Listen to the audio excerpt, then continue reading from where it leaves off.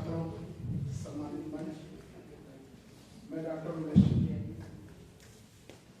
मैं अपना practical experience और कुछ क्या करना चाहिए उस पर मैं फोकस करूँगा और बहुत कम समय में।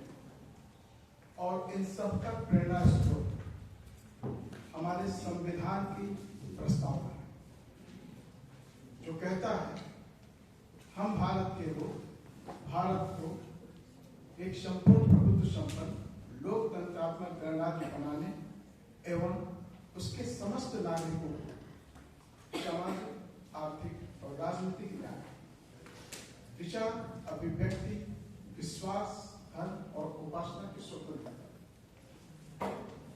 अवसर में समानता, इन सब में व्यक्ति गरिमा और राष्ट्र की एकता सुनिश्चित करने वाली बंधुता को बढ़ाने की। मित्रों, आजाद हुए काफी दिन हो गए और वास्तविक आजादी हुए भी 75 साल हो गए थे। आपको पता होगा कि 15 अगस्त 1947 से लेकर 25 जनवरी 1950 तक भारत एक डोमिनियन स्टेट के रूप में था। Means we are under the crown, दो government was ruled by us. After that democracy has come and we became fully undivided, पूरी स्वतंत्र। लेकिन हमने क्या किया? आज इस विषय की जरूरत, और मैं समझता हूं कि यूनिवर्सिटी में ये पहली बार हुआ है जब इंक्लूसिव एजुकेशन और एम्प्लॉयमेंट अपॉर्चुनिटी की बात की गई है। हालांकि विषय के अनुसार वो अपॉर्चुनिटी जो स्टूडेंट है बीएचयू के, उनकी बात की जा रही है और हम सब ने एक समग्रता में बात की है, तो बीएचयू की बात नहीं की है। अगर बीएचयू की बात करें तो ठीक है, आप यहाँ से स्कॉलर हैं, ग्रेजुएट होंगे, पोस्ट ग्रेजुएट होंगे, रिसर्च स्कॉलर होंगे, तो बीएचयू आपको क्या अपॉर्चुनिटी दे रही है? यहाँ लगभग 100 से ज्यादा स्टूडेंट इस समय मौजूद हैं। क्या बीएचयू में कैपेसिटी है इन सभी 100 स्टूडेंट को एब्जॉर्ब कर सके अपने यहाँ? बीएचयू तो कह रहा है मेरे पास क्लास 4 है, क्लास 3 है, क्लास 2 है, क्लास 1 नहीं है। फिर आप प्रोफेसर, असिस्टेंट प्रोफेसर आओगे और स्थिति क्या है? वहां कितना इंक्लूसिवनेस है वो आपको पता है। अभी तक सारे डिस्कशन इसी बात पे हो रहे थे, कास्ट डिस्क्रिमिनेशन का। लेकिन हमने कास्ट डिस्क्रिमिनेशन को खत्म करने के लिए क्या किया? हमारी एक तीसरी पीढ़ी हमारे सामने बैठी है। मैं 18 साल की उम्र में एक सिंपल डिफेंस पर्सन के रूप में इंडियन नेवी को ज्वाइन किया था, लेकिन मैंने किताबें अपनी नहीं छोड़ी। नेवी ने मुझे डिप्लोमा इन इलेक्ट्रिकल इंजीनियरिंग दिया और मैं नेवी में रहने के साथ ही associate member of institute engineers बना। बीटेक हमारी वहीं से, किताबें मैंने फिर भी नहीं छोड़ी। MSW, MA political science, MSc environmental science, और इस समय मैं एंथ्रोपोलॉजिकल का स्टूडेंट भी हूँ। हायर एजुकेशन की जरूरत क्यों? अभी हमारे साथी ने पूछा। ये आपको उस लेवल में सेट करना चाहते हैं जहां इसकी जरूरत है। अगर आप हायर एजुकेशन की ओर नहीं जाओगे तो वो लेवल सारे आपके छूट जाएंगे। आईएएस तो आप बीटेक बैचलर डिग्री लेके बन सकते हैं, लेकिन सभी नहीं बन सकते। लेकिन जो ब्रेन है, अभी सर ने हैंड की बात की ना, नेवी में क्या होता था? All hands must on quarter back.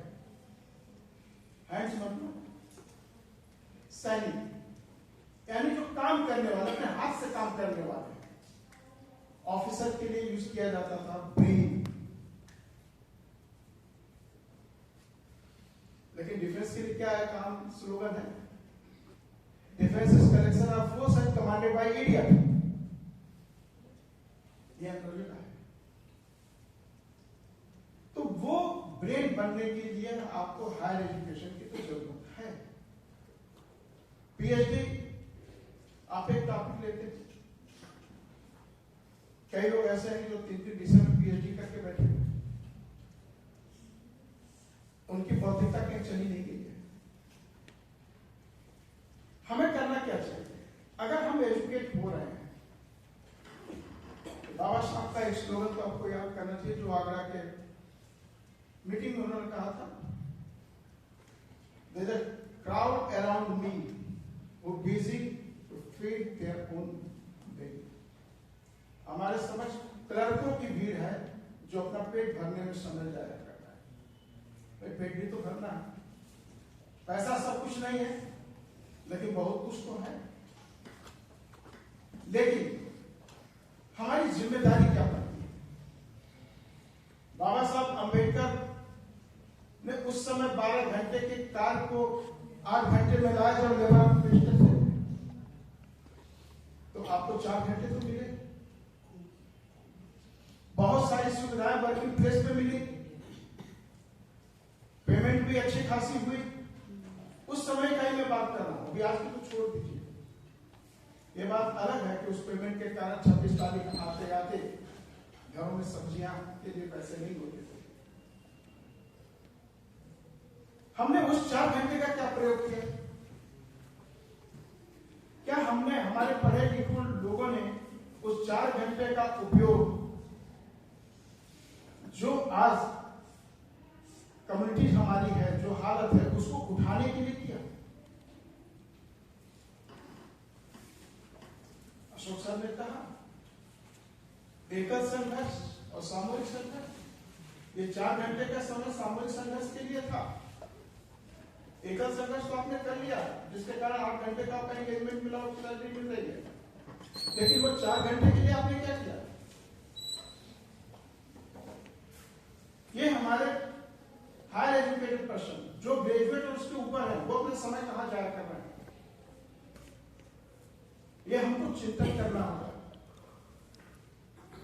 Sir ने कहा एकल संघर्ष सामूहिक संघर्ष, कॉन्स्टिट्यूशन ने कहा बंधुता बढ़ाओ। हमारे में से कितने लोग उस बंधुता को प्रमोट करने की कोशिश करते हैं? ये हमको करना होगा। नहीं करते हम लोग। मौका मिल जाए तो एक कास्ट दूसरे कास्ट के कैंडिडेट को किनारे कर देंगे। अब भी मैं कल इलाहाबाद में था, प्रोफेसर एम वेंकटेश नायक के केस में, उनके साथ एट्रोसिटी हो रही 2012 के रिक्रूटमेंट है MNIT में, और 2017 में उन्होंने वहीं से PhD किया। 2017 से लेकर 2020 के बीच में 10 स्टूडेंटों का अलॉटमेंट किया गया PhD के लिए। 6 स्टूडेंट सामान्य व्यक्ति को और 4 स्टूडेंट शेड्यूल कास्ट व्यक्ति को दिया गया, लेकिन इनको एक भी नहीं दिया गया। मतलब पहले से प्री प्लान था कि इनको आगे नहीं ले जाना चाहिए। स्टोरी बहुत बड़ी है, 150 पेज मैंने प्रिंट आउट किए, केवल ईमेल उनकी कंप्लेन है, और सारी नहीं बताऊंगा। लेकिन एक नटशेल में आप जानो कि पहले से था, इनको PhD के रिसर्चर नहीं देंगे, हम ये नहीं प्रमोट करेंगे किसी को, तो इनका प्रमोशन नहीं होगा। और भी बीच में डिपार्टमेंट में बहुत सारी ड्यूटियां होती हैं, जिनके कारण एक्स्ट्रा करिकुलर एक्टिविटीज हम लोग के नंबर बढ़ते हैं, वो सब कुछ भी नहीं दिया गया, प्रमोशन से डिनाई कर दिया गया। जब उन्होंने आवाज उठाई, जिस व्यक्ति को 2012 से लेकर 20 जुलाई 2025 तक कोई शो का नोटिस नहीं, कोई वार्निंग नहीं, कोई एडवर्ट लेटर नहीं, उसको मात्र 18 दिन के अंदर, 18-28 दिन के अंदर 300 का नोटिस दे दिया गया कि सीसेस के अगेंस्ट आप काम कर रहे हैं। यह है डिस्क्रिमिनेशन।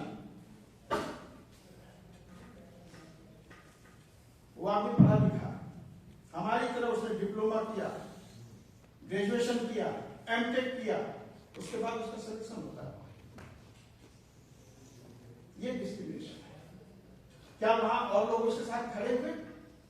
जब उसने फिर अपनी बात कही तो उसके साथ के फैकल्टी के 23 लोगों ने कहा इनको सस्पेंड करो। क्या ये प्रोसीजर है? लिखा गया है कि 23 लोगों ने सिग्नेचर किया कि इनको सस्पेंड कर दो, सस्पेंड किया जा रहा है। यह है डिस्ट्रीब्यूशन। उनकी कमी कुछ है। मैंने देखा कि उनका वो ऑड एंड आउट की तरफ रहते हैं। वो भी क्यों? सारे नॉर्थ इंडियन वहां बैठे हुए, वो अकेला आंध्र प्रदेश का और भी एसटी, तो उसको आइसोलेटिंग होना। कल समझा बुझा के आया, यूनिवर्सिटी के लड़कों से परिचय कराया और आज उनके फेवर में वहां पे आंदोलन हुआ। गेट के ऊपर 6 घंटे धरना प्रदर्शन किया स्टूडेंटों ने और 7 दिन का समय दिया है कि उनके सस्पेंशन रिवोक करो और प्रमोशन दो। ये होती है सामूहिक लड़ाई। 80 लड़के आज मौजूद थे, मतलब कल मैं बोल के आया हूं, तो इतने समय के अंदर 80 लड़के आ गए, ये कम बात नहीं है।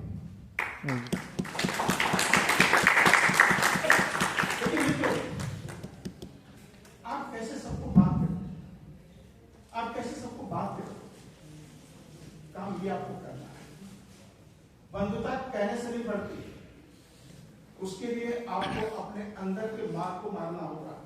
मार मतलब नकारात्मक व्यवहार और चरित्र, अहंकार, ईर्ष्या, द्वेष, लालच, स्वार्थ, इन पर काबू पाना होगा। ये भी प्राकृतिक गुण है। काबू, अगर उस पर काबू नहीं पाएंगे तो आप कभी बंधुता को रियल स्पिरिट में डेवलप नहीं कर पाएंगे। ये तो एक बात हो गई। प्रैक्टिकल बात मैं आपको बताऊंगा। मित्रों, जीवन यापन के 2 तरीके हैं। एक तो जो आप एकेडमिक रूप से ऊपर आ रहे हैं और एकेडमिक में अपने कैरियर को देखेंगे। अगर आप यहाँ सफल नहीं होते तो क्या आप इसको हैंग करते? नहीं। फिर उसके बाद आपको क्या करना है? उसके बाद का आपको है कि फिर जीवन यापन करना है, भीख तो नहीं मांगना है ना। इसके सहारे आप अपने कोई प्रोफेशनलिज्म को ढूंढो या फिर आप कुछ टेक्निकल बनने का काम करो। उदाहरण के लिए इस कमरे में देखा जाए तो आईटी से संबंधित चीजें हैं, इलेक्ट्रॉनिक से संबंधित चीजें हैं, सिक्योरिटी से संबंधित चीजें हैं। आपके सामने आईटी का सीधा सीधा फ्रेम यहां लगा हुआ है, बोर्ड पे दिख रहा है। क्या आप इसके अंदर थोड़ा इंटरेस्ट लेके जानने की कोशिश करेंगे, सीखने की कोशिश करेंगे तो सर्वाइवल मुश्किल नहीं है। ये अपॉर्चुनिटी आपको खुद ढूंढनी पड़ेगी। बेशक आप पीएचडी हो जाएंगे, जॉब मिल गया, अच्छी बात है। नहीं जॉब मिला तब आप क्या करेंगे? मेरा प्रश्न वहां से। तो सर्वाइवल के लिए वो सारी चीजें जिसको इस समय न्यू एजुकेशन पॉलिसी के तहत स्किल डेवलपमेंट की बात की जा रही है, तो मित्रों आपको हार्ड स्किल तो डेवलप करनी होगी और उसमें भी सफलता पाने के लिए सॉफ्ट स्किल डेवलप कीजिए।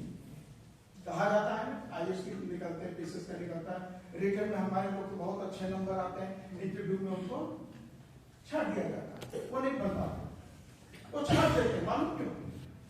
Due to soft skill.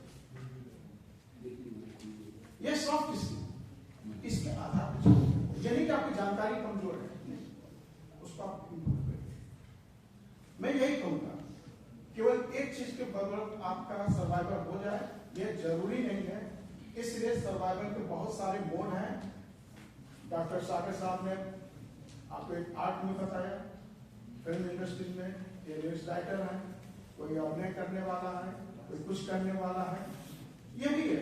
Social work भी तो है, ठीक है, करोड़पति तो नहीं बनाएगी लेकिन भूखे भी नहीं मारेगी और सोशल वर्क से बहुत लोग आगे बढ़े। बाबा साहब अम्बेडकर को आपके सामने इससे बेहतर आज की डेट में दूसरा कोई एग्जाम्पल नहीं दे सकते। इसलिए बी पॉजिटिव, आप अपने को विकसित करिए। कहीं नहीं है आपको एंगेज रहने के लिए आपकी सोशल सर्विस से जो बाबा साहब आपसे चाहते हैं। इसी के साथ मैं आप सभी को धन्यवाद देता हूँ, आपने मुझे सुना। जय भीम, जय भारत।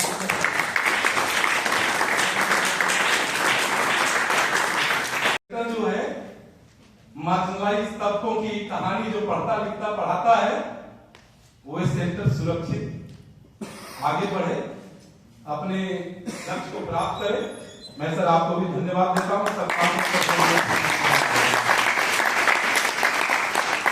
मैं धन्यवाद की कड़ी में आगे डॉक्टर उमेश जी, प्रोफेसर गोपाल राम जी,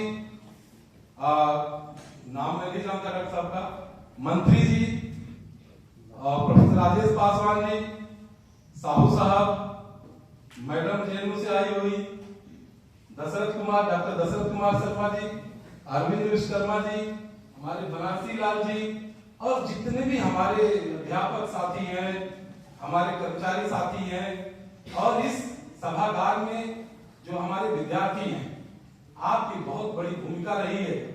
परीक्षाओं का दौर चल रहा है, सब कुछ छोड़ करके कैसे मैनेज करके आप 2 दिनों तक मेरे साथ रहे। आप सबको और जो लोग ग्रुप में जिनका नाम नहीं ले पाया हूँ और प्रत्यक्ष अप्रत्यक्ष रूप से तमाम लोगों का सहयोग रहा है, मैं सबको धन्यवाद ज्ञापित करता हूँ। और यही समापन करता हूँ। संजय पासवान सर की फ्लाइट है, तुरंत नहीं निकलेंगे तो 10,000 का टिकट जाएगा, फिर मुझे देना पड़ेगा।